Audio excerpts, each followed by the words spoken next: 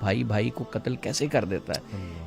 یہ تو ایک شیطان کا حملہ ہے اور نفس کا حملہ بھی ہو سکتا ہے. ضروری نہیں ہر کام صرف شیطان کی وجہ سے ہوتا ہے. انسان کا اپنا نفس بھی کئی بار شیطان بن جاتا ہے اللہ سے دوری کی وجہ سے. صحیح بات ہے. اور جیسے سورہ یوسف میں آتا ہے عثمان بھائی کہ بھائیوں کو حسد ہو گیا یوسف علیہ السلام سے. جی بالکل. تو میں ایک سینٹینس پہ مجھے بڑا وہ انٹرسٹنگ لگا کہ یوسف علیہ السلام کو ان کے والد کہہ رہے ہیں کہ بیٹا یہ خواب اپنے بھائیوں سے نہ شیئر کرنا. جی. اور آگے جو ریزن انہوں نے بتائی نا وہ یہ تھی کہ بے شک شیطان انسان کا دشمن ہے, کھلا دشمن ہے. جی بالکل. تو یہاں پر بجائے کہ مطلب کچھ لوگ ہوتے ہیں نا وہ بھائیوں کے خلاف نیگیٹو کر دیتے ہیں جی کہ تیرے بھائی ایول ہیں. جی یہ بھی تو سینٹینس ہو سکتا تھا نا کہ تیرے بھائی ایول ہیں. جی.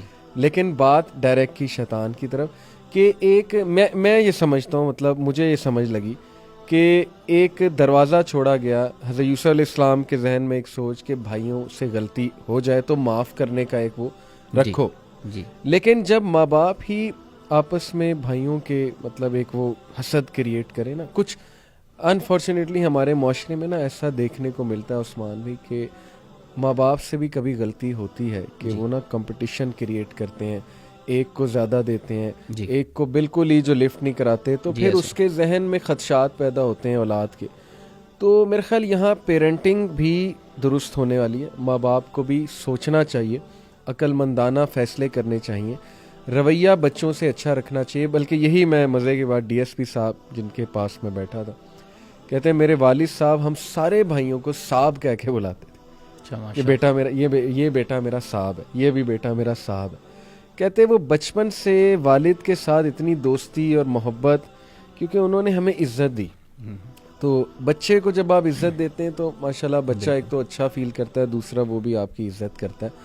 تو میرا خیال ایک تو پیرنٹنگ بھی ہماری جو ہے نا وہ عثمان بھائی میں چاہتا ہوں آپ بھی کچھ نصیحت بھی کریں, کچھ بتائیں کہ رسول اللہ صلی اللہ علیہ وسلم اور انبیاء کے آپ دیکھیں کہ ان کا رویہ کیا تھا بچوں کے ساتھ اپنے, اور کتنا وہ پیار سے ڈیل کرتے تھے اور جوڑ کر رکھتے تھے, فیملی کو جوڑ کر رکھتے تھے. اس پہ میں چاہتا ہوں کہ یہ علی بھائی بڑا معاشرے کا بہت بڑا مسئلہ ہے.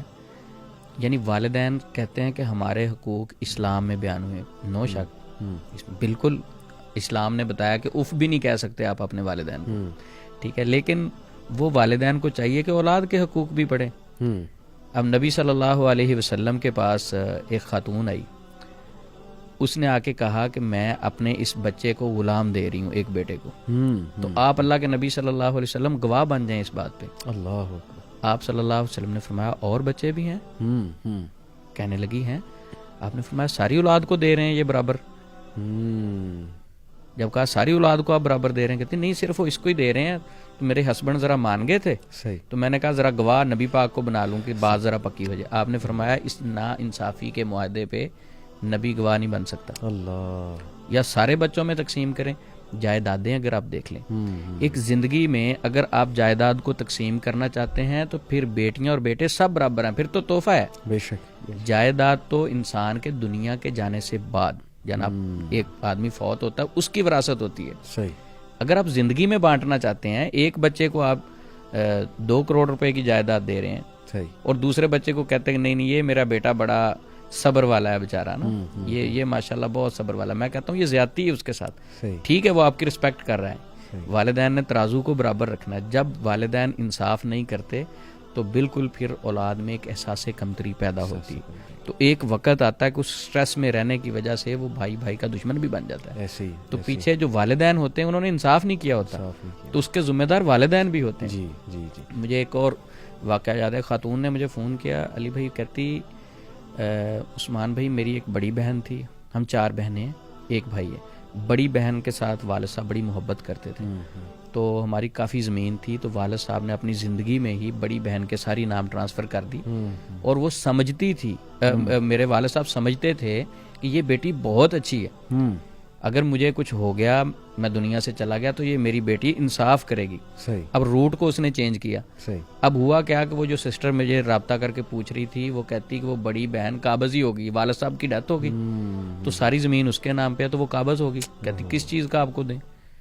آپ نے تو پہلے لے لیا تھا، بس آپ کی تعلیم پہ خرچ کر دیا تھا، ایک بہن کو کہتی ہے آپ کی شادی پہ خرچ کر دیا بالکل تھا. صحیح، بالکل صحیح. تو کیا ہے، والدین کو چاہیے وہ روٹ اختیار کریں جو اسلام نے ہمیں دیا. اسلام نے ہمیں دیا تو بہت جب ہم اسلام کو چھوڑ کے اپنی عقل لگانے کی کوشش کرتے ہیں، اصل علم تو اللہ کے پاس ہے نا. بے شک، بے تو شک. اللہ نے جو ایک روٹ دے دیا ہے اس کو جب ہم چھوڑ کے ادھر ادھر کی عقل والی باتیں ڈالنے کی کوشش کرتے ہیں تو پھر اکثر مسائل پیدا ہونا شروع ہو جاتے ہیں. تو یہ ضروری نہیں کہ کئی بار والدین جو ہیں ان کی طرف سے، اولاد کی طرف سے بھی ایسے مسائل یہی ہو میں رہے اسپیکٹ ڈسکس کرنے لگا تھا. اکثر ایسا ہوتا ہے عثمان بھائی کہ اولاد، چلے ماں باپ سے کوئی غلطی ہو گئی، مان لو ہو گئی، جی. اس کا یہ مطلب نہیں کہ آپ اب بدتمیزی شروع کر دو یا غصہ یا نفرت کرنا شروع کر دو. کئی لوگ ایسے ہیں کہ وہ نہ کہتے ہیں کہ نہیں نہیں یہ کیوں کیا انہوں نے، ان کے فیصلے صحیح نہیں تھے، وہ پھر ماں باپ سے نفرت کرنے لگ جاتے ہیں، بلیم کرنے لگ جاتے ہیں. یہاں تک دیکھنے کو ملا کہ یعنی ماں باپ سے علیحدہ بھی ہو گئے لوگ کہ نہیں جی ان کی وجہ سے یہ ہوا ہے. ان کے ایون فوت ہونے کے بعد بھی ماں باپ کو بلیم کرنا.